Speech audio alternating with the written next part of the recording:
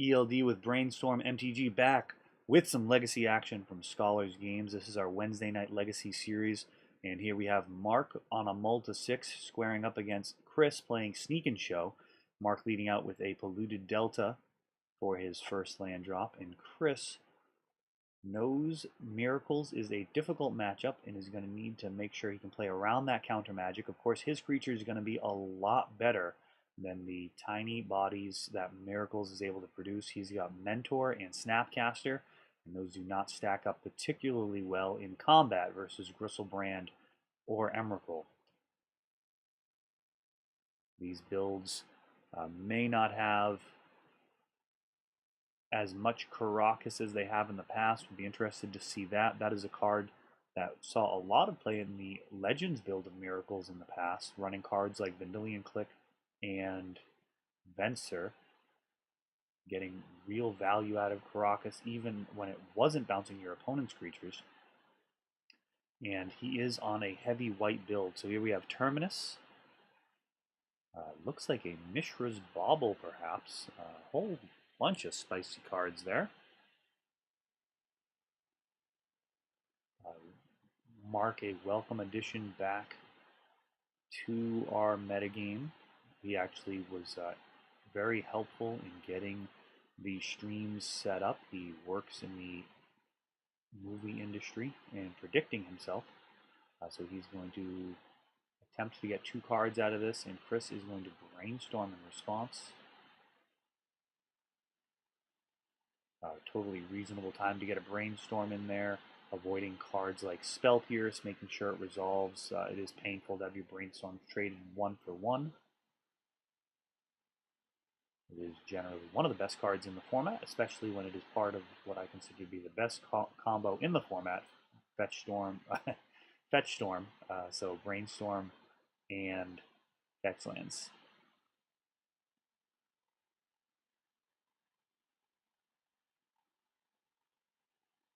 Alright, so Brainstorm resolving, Predict now happening,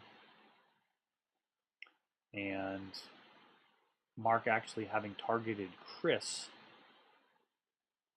Chris able to get rid of the worst card in his hand there, so a little unorthodox in its use so far.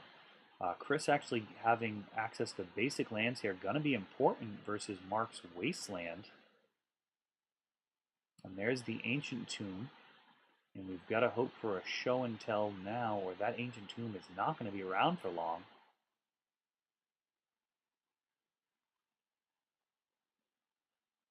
Chris really thinking about it, indicating he likely does not have Force of Will backup. So perhaps no show and tell, perhaps no force, but no fireworks were had. Miracle trigger of Temporal Mastery, Temporal Manipulation. Not actually sure the name of that card. Let me know in the comments. That one I doubt I'll actually recall. Very seldom played in Modern, in Legacy, I mean. And then we've got a Force of Will.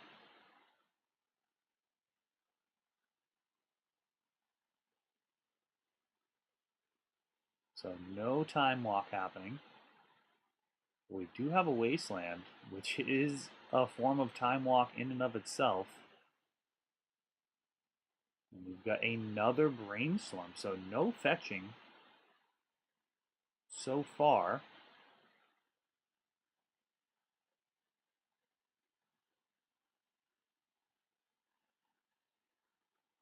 Chris needing to manage the enabler, the actual object of the Sneak and Show, and the protection. So you're going to need a Gristlebrand or Emrakul.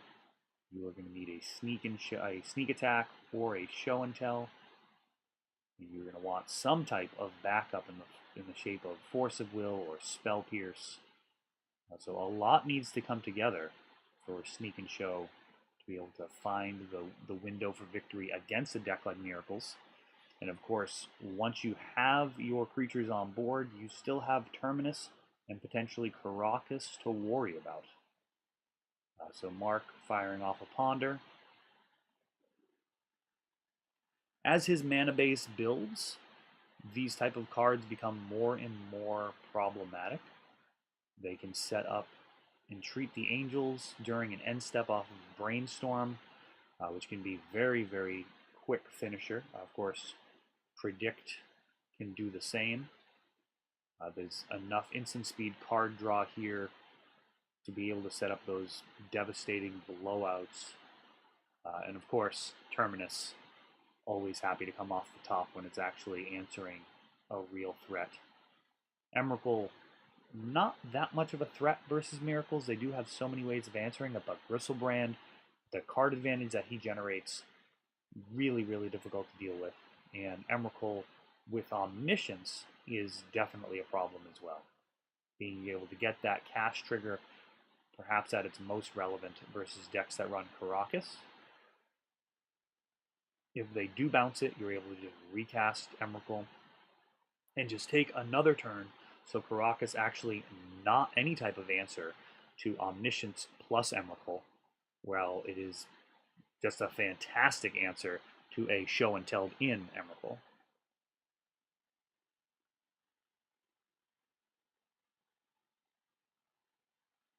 So we have a lot of pondering going on here.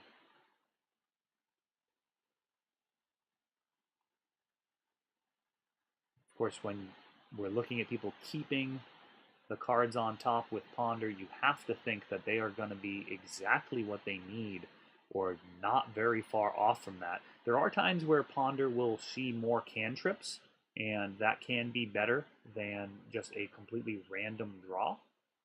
But for the most part, if you are keeping off of Ponder, that should be some just straight up fire coming off the top of the deck. And it looks like a preordained, so that may be the case here. Perhaps Ponder is just finding more cantrips, just cantripping into cantrips. Those two going to the bottom. Of course, this match I actually have no idea what's going to happen. Very often these matches follow my journey through a tournament. So let me know what you guys think. Do you guys prefer seeing these kind of matchups where it is different people on camera every match, or would you rather see a tournament journey from round one all the way through with the same deck? We've got another Wasteland from Mark. So those Ancient Tombs really have not been effective. They've been unable to even generate any type of mana advantage, and Show and Tell still not arriving, and we've got Lotus Petal in hand.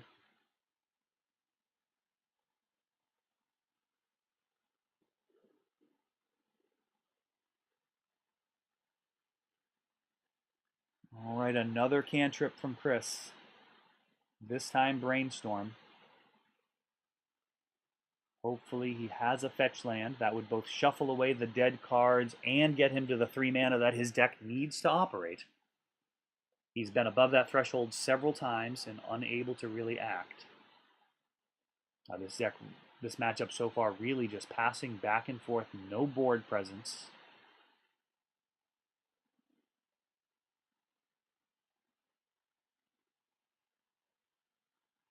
Mark drawing and passing the turn.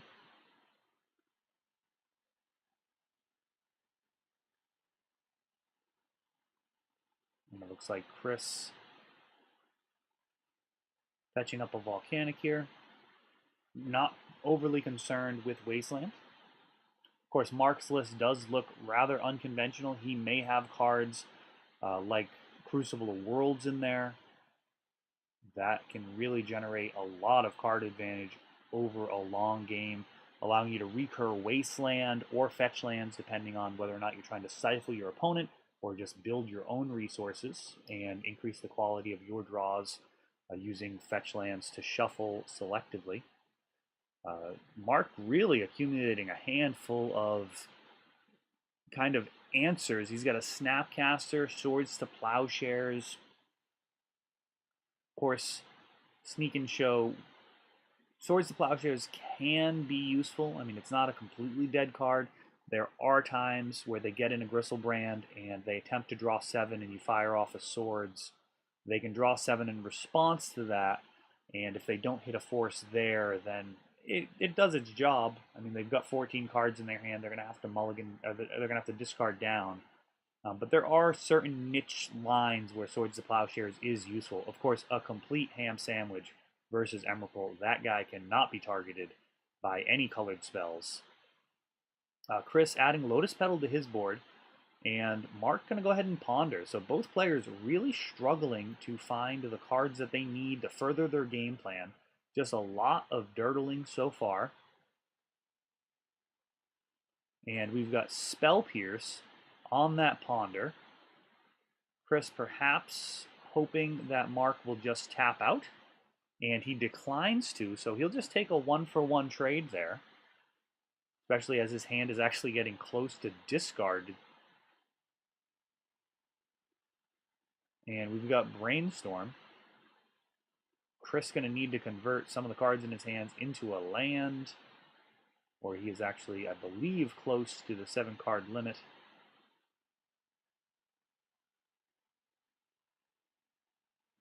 Of course, one thing to remember for those of you kind of transitioning into playing in tournaments, when your opponent goes to discard, once they do, you are not doing anything else on their turn unless there is some triggered ability that happens from the discard.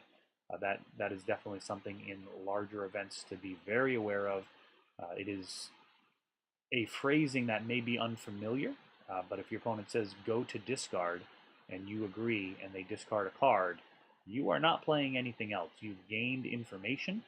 Of course, judges may rule differently depending on the REL, but the bottom line is once you have discarded, you are actually past the window that you can play any of your instants during the end step.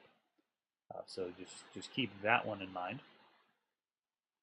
Particularly relevant when you're playing against Dredge, as they actually do often discard. But that is the type of game that we are in. Getting into the weeds, talking about discarding, maximum hands filling up. We've got Mark perhaps ready to fire something off. And Entreat the Angel, tipping his hand quite literally. And he does have some Snapcasters. Now, were I in Mark's shoes, I would be looking to fire off a Snapcaster quite some time ago just to apply some type of presence against Sneak and Show. A Snapcaster to flashback Brainstorm, a totally fine line.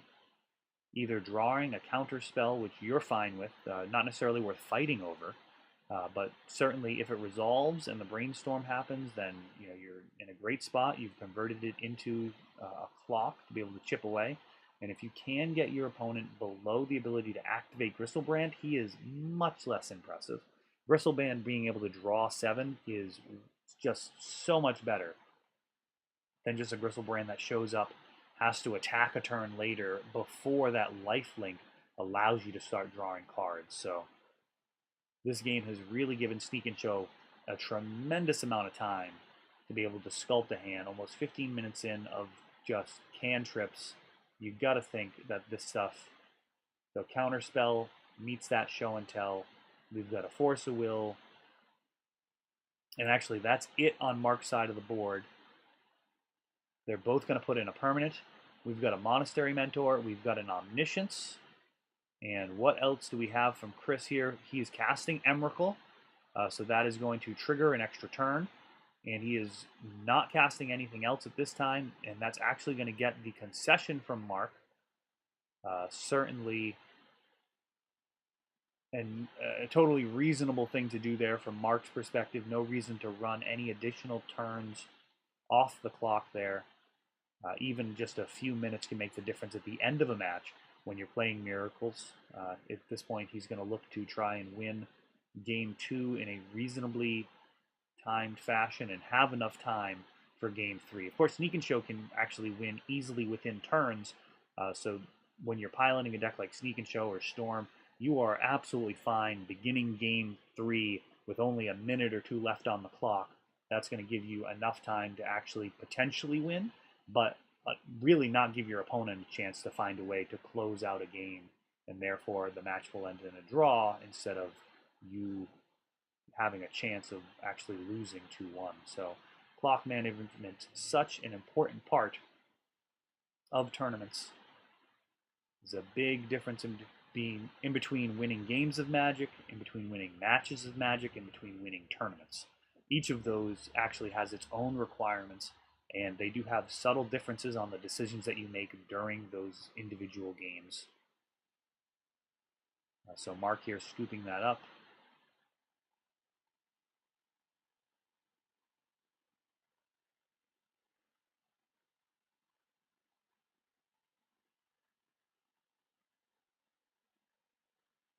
Of course, Caracas would not have been an answer for him, so he may have actually had absolutely 0 outs to Emrakul once Omniscience is in play. Omniscience just at its absolute best versus the white decks. Some people do like to board out Omniscience in non-white control matchups when they're not worried about Caracas or any of the other hate that white is able to bring to the table.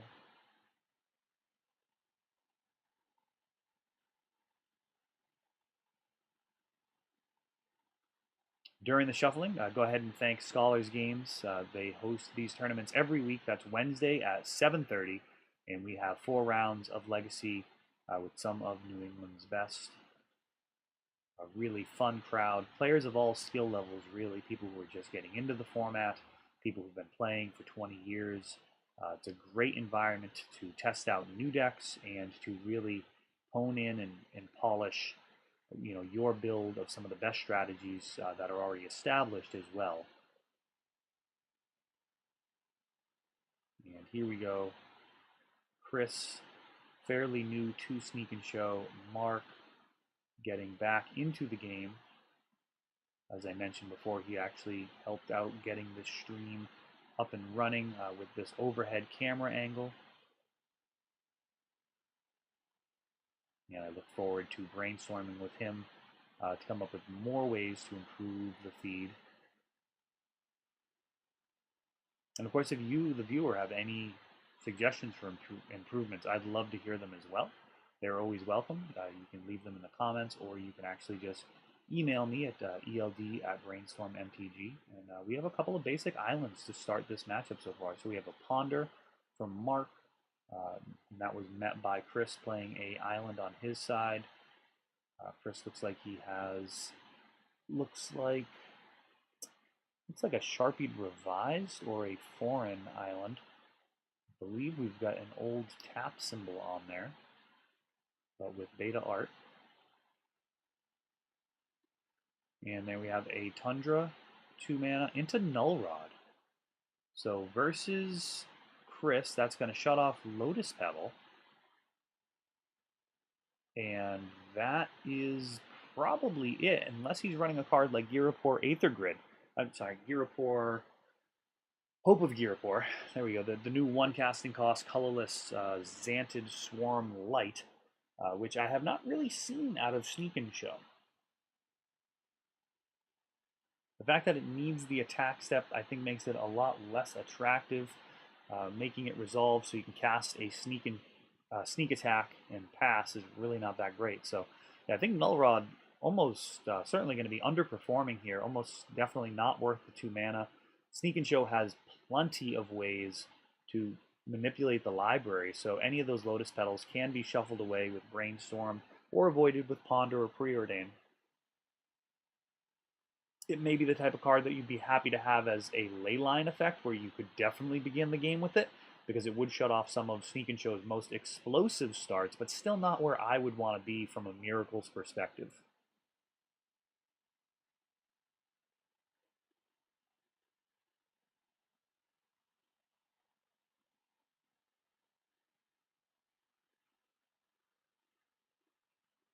Null Rod, one of those cards that has really gone up in value. Wasteland again on Ancient Tomb. Wasteland having some very, very juicy targets this match. But so far, Mark unable to put a clock, and therefore not taking real advantage of the tempo that he's generating by getting rid of Chris's 2 mana off the board. And Chris with another Brainstorm. Just 3.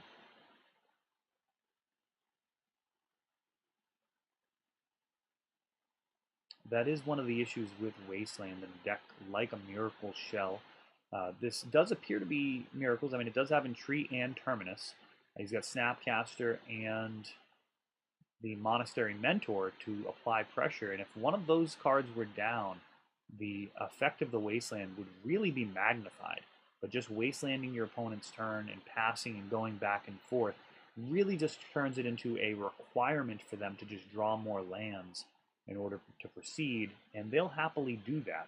What you ideally want to have when you're playing cards like Wasteland is either locking somebody completely out of the game, or you're able to just buy tempo and beat them down while they're rebuilding their resources.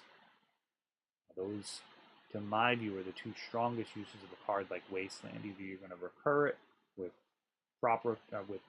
Crucible of Worlds or Life from the Loam, or you're going to be just using it to tempo somebody else, hit him in the teeth with the Delver, maybe get down to Young Pyromancer, something that can just keep churning out damage every turn. 20 is just not a lot of life when you're getting hit every single turn. And this is not the type of format where you typically see, it is certainly not defined by creature standstills as some other constructed formats have been in the past.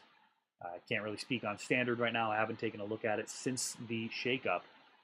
But there have been plenty of times in Standard where it would turn into a creature standstill and you'd be looking for ways to break through. In Legacy, almost everything is essentially unblockable. There's so many matchups where your opponents just don't have any type of blocker. So a card like Snapcaster is literally just going to keep hitting for 2 every turn.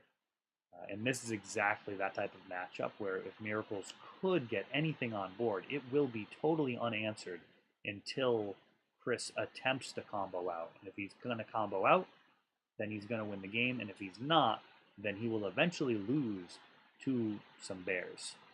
So Mark still just playing Flooded Strand.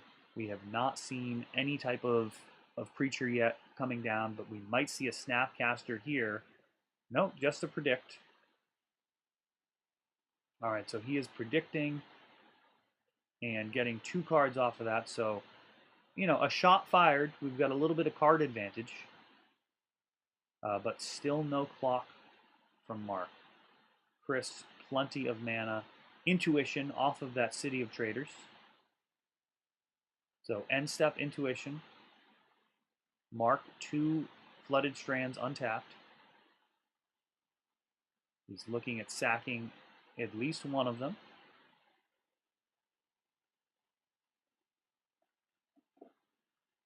There are some traps you can fall into when you sack both fetch lands at the same time. We'll see if he's just going to be shortcutting this. He may also be looking to Brainstorm before cracking that second fetch land. Let's see what type of opening he has to defend himself. If he's not able to stop this Intuition, we may be seeing a situation where Chris has assembled his combo.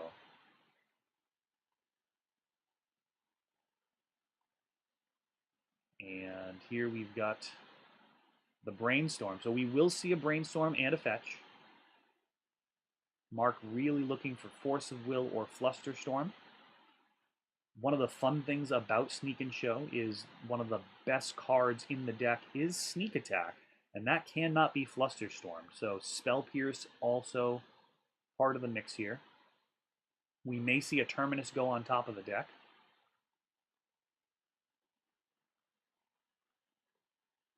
Looks like Terminus is not being selected right now, or if it is, it was one of the duplicate copies. And then we're just going to fetch and Spell Pierce. So Terminus is just hanging out in Mark's hand.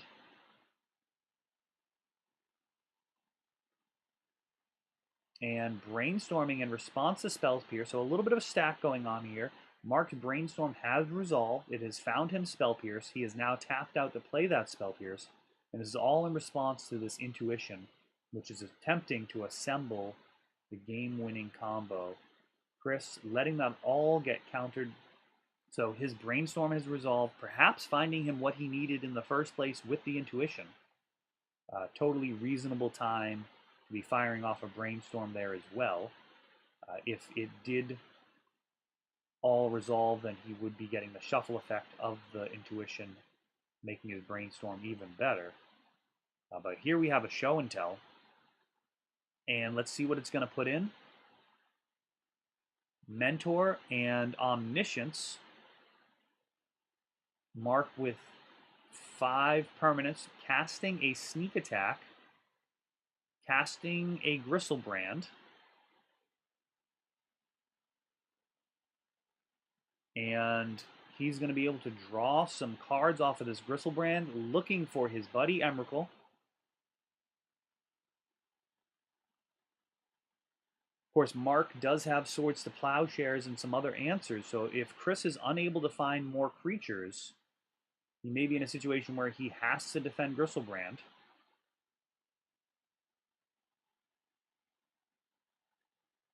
And Mentor does pose a serious clock. If Mark can play just a few spells to create a board, he will be able to swing in on Gristlebrand, and that is actually where Swords to Plowshares becomes a very interesting card. Yes, it can target Gristlebrand. However, it can also target the creature Gristlebrand is blocking and shut off the lifelink, essentially. So that is a great way to swarm around a Gristlebrand, is to actually send the team and then kill your own creature. And Gristlebrand, not the best defender in that regard. So yeah, really an interesting setup here. Mentor does pose a threat, but Gristlebrand, so powerful. And really just needs to find a way to get his buddy Emrakul in there and completely push this game out of range.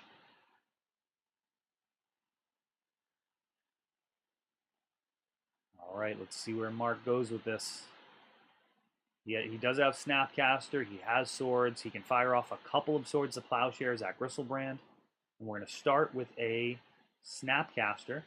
And what is this going to target? So Red Element or Pyroblast is going to stop that snaps. Wasteland. Of course, we have Omniscience in play. So Wasteland not really worth using. All right, so he's... Don't know if I followed that interaction. It looked like Chris actually lost 2 permanents. I may not have followed that properly. We've got Gristlebrand coming in. Yeah, once Omniscience is in play, barring a card like Thalia, your opponent really doesn't care about their mana base at all. Alright, so we've already attacked. Emrakul will give an extra turn. And there he is. So Chris able to find the Emrakul, get the extra turn, seal the deal, and that is the match right there. Emrakul and Gristlebrand teaming up to take down another one, Sneak and Show, one of the best decks in the format. Well, this has been ELD with Brainstorm MTG. Thanks for watching.